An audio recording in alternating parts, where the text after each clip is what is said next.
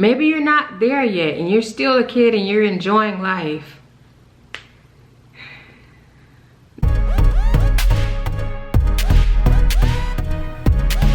Alright, so hey everybody, it is Chastity Elise. I am back today for another video.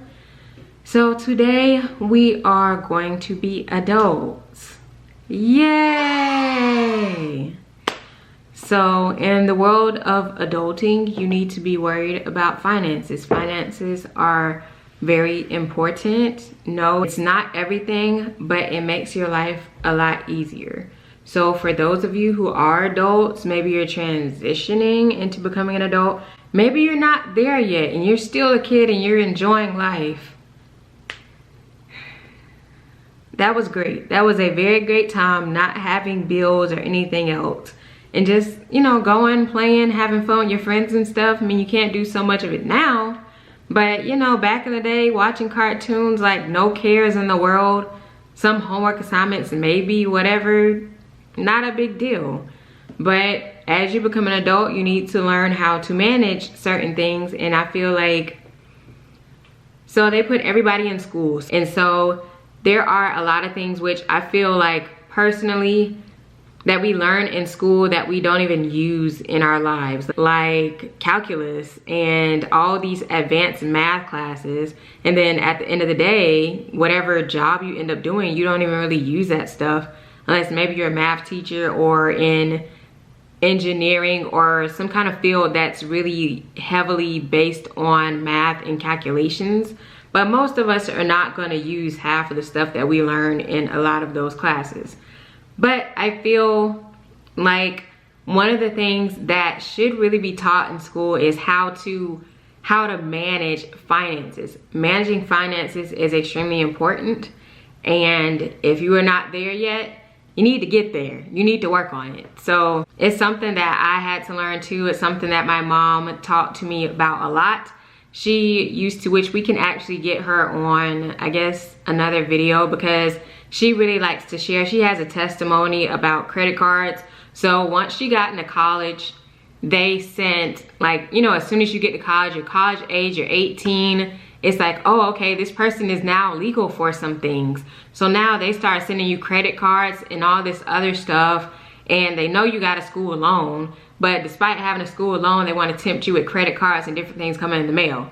So she basically gave me her testament of how she received a lot of these credit cards in the mail, and so she shopped a lot and she paid the bare minimum. Like it'll say, like, if you get a credit card bill, they have on there the minimum amount that you pay. So it says, like, for example, pay $12 is the minimum amount every month. So you get your bill, it says minimum amount $12 due on, let's say, 8/1. So you paid your $12, but then it also says on there, and I guess I'll show you like where it has the minimum payment amount. And basically it says you pay $12 on 8/1, and then more or less you be paying on this for the next 10 years. The thing about it is, with credit cards, you have interest. You have to pay off the main balance, because until the main balance is paid off, you're gonna be paying interest for a very long time. So what your goal is to try to pay off the card. So, like, that's another thing that schools need to talk about as well, credit scores. Because the thing about it is, credit scores affect loans. It affects how much of a loan you can get. It also affects your interest rate. So a lot of this stuff is like really intertwined. So one of the things that I did to help build my credit, so when I was like 17 to 18, I shopped at Victoria's Secret. So what I did was I got a Victoria's Secret credit card. And so, like, for example, they had panties back then. It was like 5 for $25. So I would go in the store knowing I already had $25 in my pocket.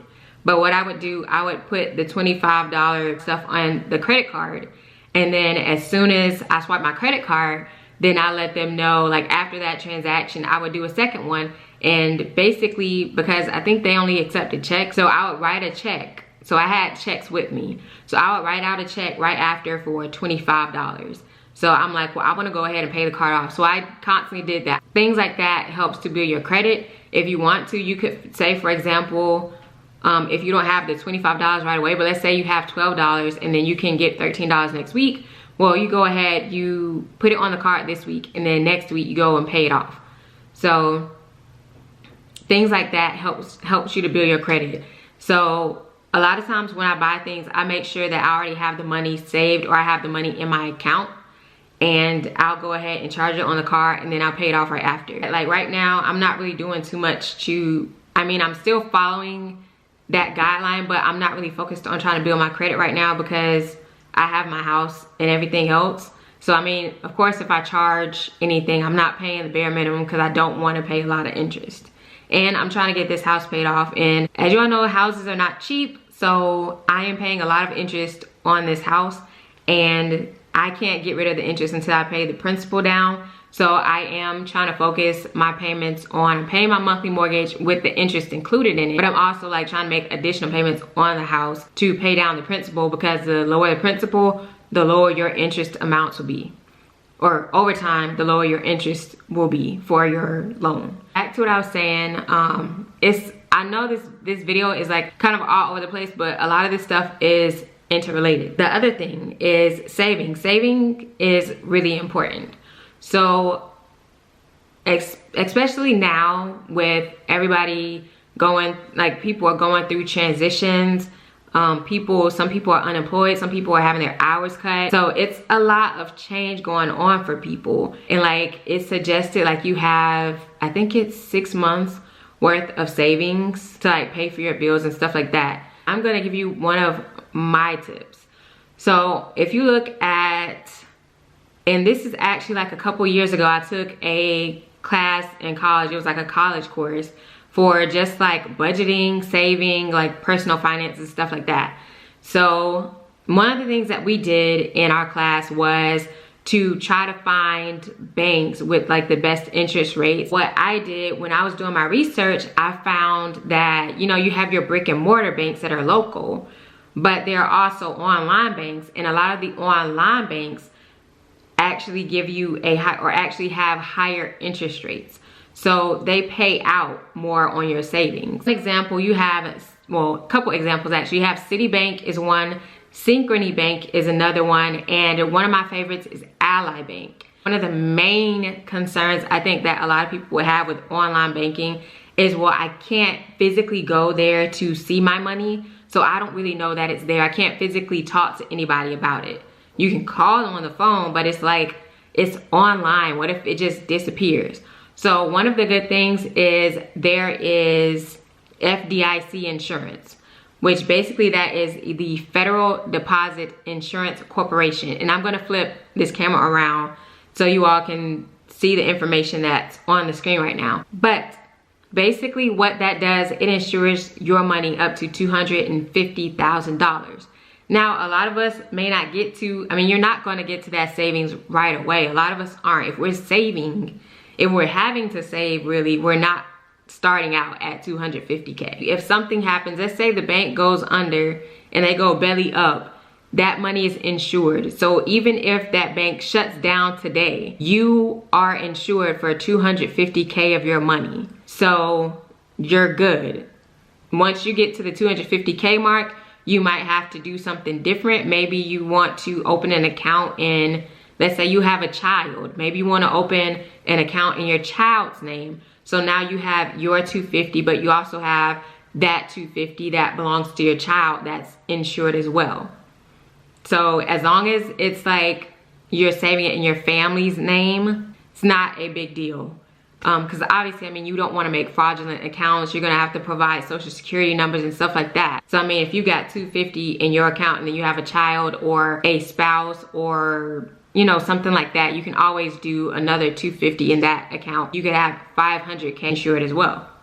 Anyway, this is from Ally Bank. So Ally Bank is FDIC insured, and any bank that you're involved with, you want to make sure that they have that insurance. I'm gonna flip it around real quick. All right, so there it is right there. So the insurance, it covers all deposit accounts, including interest checking accounts, online savings accounts, and certificates of deposit, as well as money market accounts. More or less, that is a concern, I feel like, for some people with, because I know for me initially that was my thing. I'm like, well, this is an online bank. I'm like, if it's online, I'm like, how do I know that I am going, if something happens to them, how do I know I'm going to get my money back? And so, you know, you have to do your research, and that's what I found. So you have to do your research. But right now, Ally Bank has a 1% interest rate. I'm gonna show it. And they're doing like an annual percentage yield of 1%. And another thing that I really like about them too is that, and I don't know about Citibank and the others because I haven't really been on their sites, but I'm sure they probably have tips too. But like Ally has a lot of financial tips, like they have on here about your life. So like career, college, family, retirement, traveling, weddings, you know, stuff that you want to save for, things that are important in your life at different stages of your life. Some of these may not affect you, some of it will, but you know, at the end of the day, it's like tailored to whatever you're trying to do. And then the other thing that I like to is you can name your account. If you're saving for something specifically, and it always kind of reminds you of what your goal is. And then they have like, if you're gonna buy a car, they do car loans, they do home loans. They also do, which I haven't looked into any of this stuff, but they do like investing. They do like trading, stocks, bonds. I've seen the CDs, but I haven't done them. So if you're doing like direct deposit for your paychecks, you don't want your paycheck coming here. If you're doing savings, so like you get your paycheck and you say, I want to save $10 a week, then yeah, send your $10 from your original bank here, but don't make this like your main checking account. You know what I'm saying? I feel like that delay discourages you from taking in and out of your savings unless you just really need it. We want to do a Q&A video at some point, like in the very near future. So if you all have questions, definitely go on my Twitter page and ask. And I am going to include the Twitter handle here.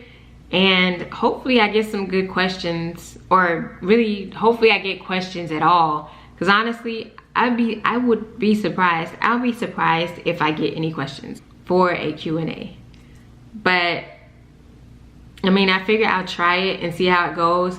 And if nobody responds, I'm gonna be embarrassed and I'm gonna delete the post. And I'm gonna act like the post just never happened. But anyway, that is it. Thank you all for watching. I really appreciate you all spending time watching me, because I know sometimes my videos aren't the most exciting, but I try to put myself into them. I try to make it interesting when I can. I try to make jokes when I can. I try to make you smile if I can. But sometimes material is just not really, yeah. But yeah, so anyway, that is it for this video. Thank you all for watching.